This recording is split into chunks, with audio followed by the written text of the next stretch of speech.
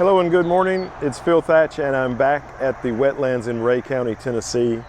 I've been going here a lot this year. In past years I haven't gone here basically at all. But anyway, this place is pretty cool. Learned about it from my friend Dan Williams. And I've got the R7 and the 100-500 and the 800. And usually I've been using the 800mm lens here, but I think today I'm going to use the 100-500 with the 1.4 teleconverter. Well, this morning I have the pleasure of hanging out with Dan Williams. It's really awesome. And we are photographing green heron, which is pretty common to see here, but we're enjoying it. Here's the first of many green heron photographs I was able to capture today. Just a beautiful specimen. This is a nice adult. And in the early photographs, it was kind of cloudy. I'm not sure exactly what this green heron has in its mouth in this shot. It may be a crayfish, but I'm not sure. Dan pointed out how much he likes the fact that the wood sticking up out of the marsh has some green growing on it, so that really helps to make the pictures look nice. And look, it's an American goldfinch that happened to land, so I made this photograph really tiny in the frame and heavily cropped. The teleconverter is working pretty good so far this morning, and it's been really cloudy, but just now we've gotten some nice sunlight and it's perfect sun angle right on these green heron. Much brighter now, as you can see, and here is the green heron making kind of a strange look with its mouth, and there's some reeds in the foreground. It flew over right next to us. In this one it's kind of looking up at us. I like this one quite a bit, but there were some reeds and it flew over right next to us really close, but we were still, or I was still, using the 700mm setup to fill the frame with the green heron. And I made this slow motion. This is 60 frames per second video, slowed down to 40% in this 24 frames per second timeline of the green heron as it was inspecting under its wing. And then I went back to doing more photographs. Here is the beautiful green heron standing on one of the sticks or branches that's laying in the wetlands. And I made a number of shots, as you will see. Just such a beautiful bird, and it's always nice to see them.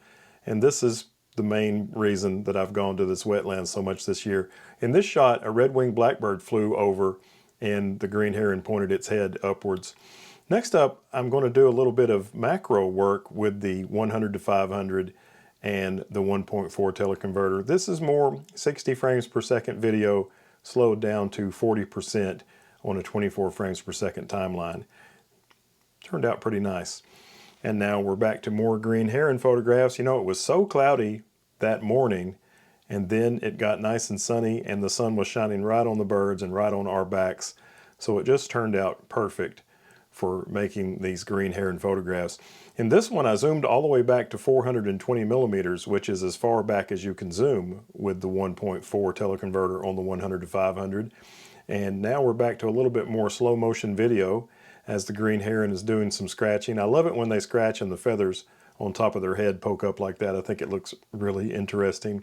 And here's a couple more shots of the beautiful green heron on some of the wood and branches that are sticking up out of the wetlands.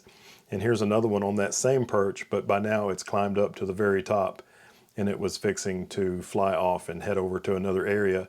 There's some power lines right by where we were working, and this red-winged blackbird came up and I caught a photograph of it while it was making its sound. And look at this green heron, the amazing tongue that they have. I caught it while it was yawning and made this photograph for you.